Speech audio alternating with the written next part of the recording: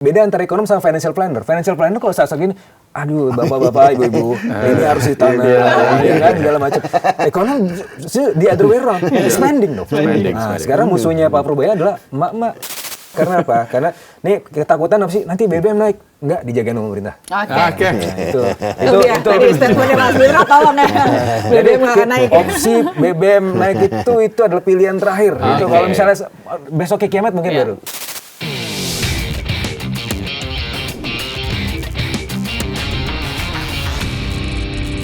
Pertanyaan berikutnya adalah kalau kita balik lagi ke isu kita sekarang, ekonomi pada zaman perang ini, itu bagaimana dari sisi ketahanan fiskal kita. Nah, sekarang kita ada presiden tahun 2022 dan juga 2024. Tahun 2022 itu harga minyak dunia sampai $120 per barrel juga sempat. Tapi kita sempat juga tidak menaikkan harga minyak ya, atau tidak menyesuaikan harga itu sampai bulan September 2022. Yang paling dekat 2024. Ini tahu nggak? Saya kalau melihat polanya, Prof ya, nggak tahu ini udah menjadi pattern ya. Bahwa ini terjadi setiap kuartal 1. Setiap kuartal 1. Februari 2022 perang Rusia Ukraina. 2023 ada perang juga di kuartal 1. 2024 Iran Israel, 2025 Iran Israel itu ya. Lihat coba petanya. Februari. Mungkin karena ini Warkop tidak mengeluarkan takdir Tuhan itu. Bukan. Warkop nggak mengeluarkan episodenya lagi buat ditonton waktu Lebaran. Sehingga kita sekarang ada tontonan, yaitu tontonan perang. Tapi anyway, balik lagi ke serius moodnya. Jadi di tahun 2024 di kuartal 1 kan setiap semester itu APBN itu dievaluasi. Jadi ada laporan semester. Laporan semester 1 2024 rentang defisit kita yang tadi saya sempat mention diperbesar dari 2,3 ke 2,7% karena ada potensi waktu itu harga minyak dunia sampai $100 per barrel. Nah, sehingga ada subsidi dan kompensasi energi 80 triliun rupiah yang di semester 2-nya nggak dipakai. Kenapa? Karena ada deeskalasi. Nah, tetapi itu jadi presiden bahwa itu juga bisa kita carry over di tahun 2026 ini. Ya, hitung-hitungannya kalau misalnya memang ada subsidi dan kompensasi energi tergantung nanti range harga minyaknya berapa. Itu masih cukup dan tanpa harus membridge yang 2,9% atau 3% fiscal deficit ya. Hitungannya sampai 80 sampai 90 triliun itu kita masih bisa dengan realokasi anggaran dengan macam-macam itu masih bisa. Nah, tapi sekarang pertanyaannya adalah ini berapa lama perangnya? Gitu. Nah, berapa lama perangnya dan itu kan berarti kan kita akan melihat ini harga minyak dunia sampai kapan gitu. Nah, saya bukan pakar militer, tapi saya ekonom. Saya biasanya juga meskipun bukan pakar militer, tapi saya menggunakan data-data yang readily available untuk bisa menaksir berapa lamanya event ini. Nah, salah satu yang saya pakai datanya adalah data kapal induk. Nah, kapal induk Amerika Serikat. Satu kapal induk itu setara dengan 3 sampai 4 hari perang. Ya, 2 kapal induk itu pakai sistem dynamic eksponensial. 2 kapal induk 2 minggu sampai sebulan. Ya, jadi bukan artinya 2 kapal induk jadi 8 hari, tapi 2 kapal induk jadi 1 bulan. Nah, dengan itu, maka sebenarnya kita bisa menaksir perangnya cuma sebulan. Bisa nggak ada perang berkepanjangan, sebagaimana yang disampaikan oleh Secretary of Defense-nya Amerika Serikat, Hexet. Dia bilang ini long game. Nah, tergantung. Yang di Virginia, USS Bush, itu masih ada di Virginia. Kalau kita lihat tracking sistemnya, itu masih di situ. Nah, kalau misalnya itu sampai yang ketiga masuk ke sini, itu bisa 3 bulan. Nah, tapi karena masih di situ, ya, dan butuh waktu untuk sampai di sini 15 hari, sampai di Iran, artinya sampai waktu logistiknya selesai, ini belum nyampe. Belum nyampe. Nah, jadi bisa dibilang bahwa perangnya itu, ya Lebaran kita udah selesai. Nah, apalagi yang bisa menarik, Trump itu, ya sekali lagi ini data ekonomi ya. Nah, saya nggak bisa melihat orang itu kelakuannya seperti apa, tapi saya mengkorelasikan ya dengan data-data yang lain. Trump itu sangat sensitif terhadap USD 10-year yield. Nah, jadi ketika itu yieldnya dari USD Treasury itu menyentuh 4,2, 4,3, atau 4,4, biasanya akan ada moderasi, ada deeskalasi. Kenapa ini menjadi penting? Karena beban fiskal dari pemerintah Amerika Serikat berat, dan dia akan terus melakukan ekspansi fiskal, dan dengan yield yang terlalu tinggi, maka ongkos fiskalnya terlalu tinggi. Nah, maka itu menjadi poin deeskalasi. Dan saya sudah sampaikan ini 2 hari sebelum Trump menyampaikan bahwa the war is over. Very soon katanya. Dan itu terjadi juga pada tahun lalu ketika dengan China. Ketika itu sudah yield rate-nya sudah terlalu tinggi karena tit for tat dengan China, dia bilang China sudah nurut, kita sudah selesai perang tarifnya. Nah itu jadi dengan kondisi seperti ini, maka bisa dibilang bahwa meskipun kita harus selalu siap dengan worst case scenario, dan itu merupakan paradigma Pak Presiden. Civis paras pacem para belum. Kalau mau damai harus siap perang. Dan makanya harus selalu siap dengan segala skenario terburuk. Makanya yang disampaikan Pak Purba itu sebenarnya untuk skenario terburuk. Karena kalau skenario terburuk itu setahun, ya average kalau misalnya di atas $70 per barrel, maka harus ada intervensi fiskal. Tapi kalau misalnya cuma sehari 2 hari, ya bahkan sampai sebulan, itu belum sampai average-nya. Kan kalau kita lihat average-nya sebelumnya sampai $60 per barrel kan harga Brent. Jadi kalau di average kan itu belum sangat mengkhawatirkan. Ya. Tapi kalau misalnya itu bertahan berbulan-bulan, barulah harus ada intervensi, dan makanya Pak Purbaya kemarin keluar di statement ini bisa fiscal breach sampai 3,6%. Nah, itu yang apa namanya? Tapi pertanyaannya skenario. Oke.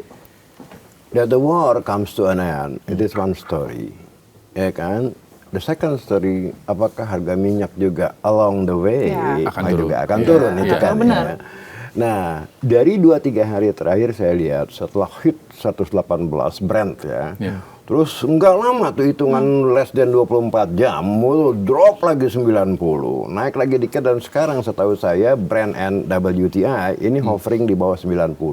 Tadi terakhir saya lihat datanya idenya quote-nya 88 gitu kan. Nah, ini masih jauh dari pre-war level yang 60-an ya, 60-an awal ya kan, 61, 62 lah kalau nggak salah sebelum perang.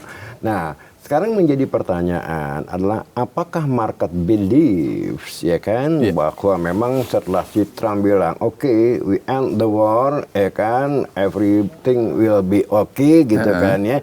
Tapi kan the question is again ya kayak oke, you say it is over. Iran bagaimana?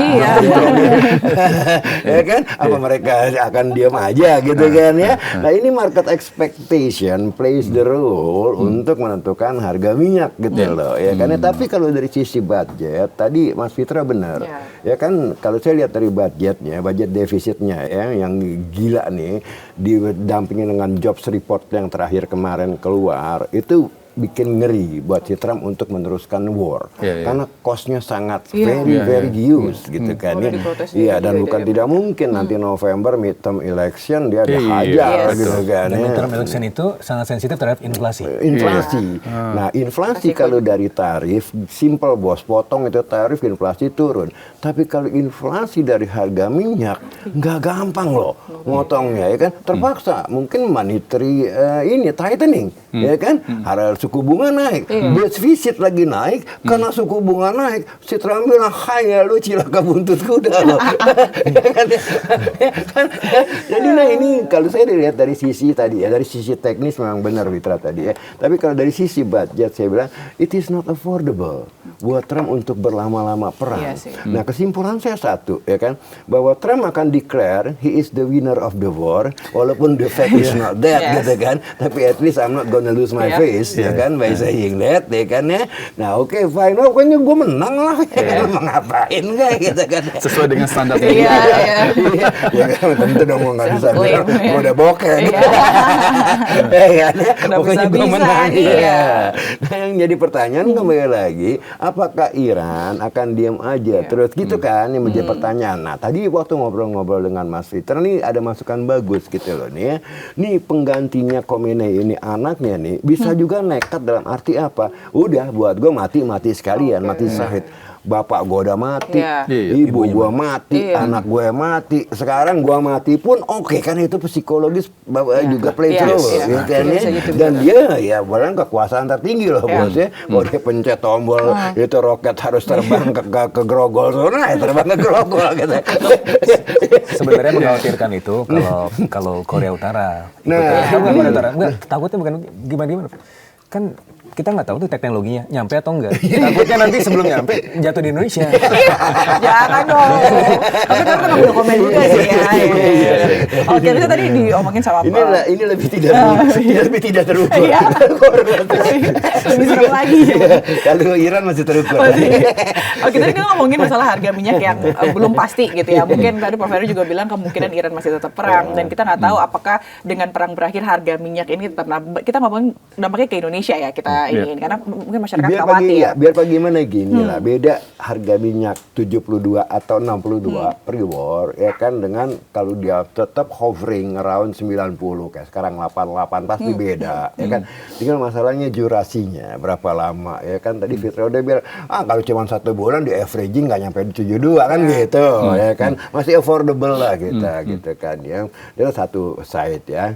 Nah saya yakin juga sih nggak bakal lama kalau ini perang ya, karena kita lihat aja dari penggunaan misil ya. Awalnya 300 sekian ya kan, hari kedua 200 sekian, sampai kemarin terakhir ya akhirnya udah misalnya petasan aja. Misil Iran ya. Misil Iran. Kita pinjeminnya yang petasan Janway itu. Daripada nggak ada petasan Janway aja. Petasan Janway ya. Nah di sini juga matters ya, stok daripada ketahuan umurnya. amunisi. Ini juga matters ya, stok amunisi yang nggak bisa lah buat setiap hari 500. Kalau dari datanya itu misil Iran itu 3.000. Berarti kalau misalnya semuanya dengan kecepatan yang seperti itu, 10 hari itu Lebaran selesai. Lebaran. Oke, anggaplah misalnya Lebaran selesai. Terakhir nih dari saya, Mas Fitra, apa pesannya untuk masyarakat Indonesia dengan kondisi geopolitik global yang sekarang seperti ini, yang tadi udah dibicarakan soal penggunaan uang THR. Kita tuh harus benar-benar worry atau seperti yang dibilang tadi, nggak perlu worry sebenarnya gitu. Jadi gini, kalau dalam ekonomi itu ada namanya self-fulfilling expectation, yaitu ada papernya baru sama Gordon tahun 2002. Dalam agama ada yang namanya Tuhan sesuai dengan prasangka hambanya. Nah, kalau semuanya berprasangka bahwa ini kita tidak baik-baik aja, akhirnya orang tuh akan semakin sulit untuk mengeluarkan uangnya. Itu tadi ya, paradox of thrift tadi ya. Jadi beda antara ekonom sama financial planner. Financial planner kalau saat gini, aduh bapak-bapak, ibu-ibu, ini harus ditanam, kan segala macam. Ekonom di other way around, spending dong. Nah, sekarang musuhnya Pak Purbaya adalah emak-emak di pasar. Kenapa mama? Karena mama sekarang udah beli emas, nggak belanja. Nah itu adalah musuhnya. Musuhnya ekonomi adalah ketika mama beli emas. Karena itu nggak muter. Makanya zakat emas itu kan besar kalau dalam Islam ya. Karena itu tidak masuk ke sektor real. Gitu. Nah jadi kalau dalam hal ini berarti nggak apa-apa belanja. Nggak apa-apa belanja ya. Karena apa? Karena nih ketakutan apa sih? Nanti BBM naik. Nggak, dijagain sama pemerintah. Oke. Itu tadi statementnya Mas Fitra, tolong ya. BBM nggak akan naik. Opsi BBM naik itu adalah pilihan terakhir. Itu kalau misalnya besoknya kiamat mungkin baru. Jadi teman-teman kameramen bisa mudik ya nanti ya. Belanja lah, kawin lagi nggak boleh. Spending juga.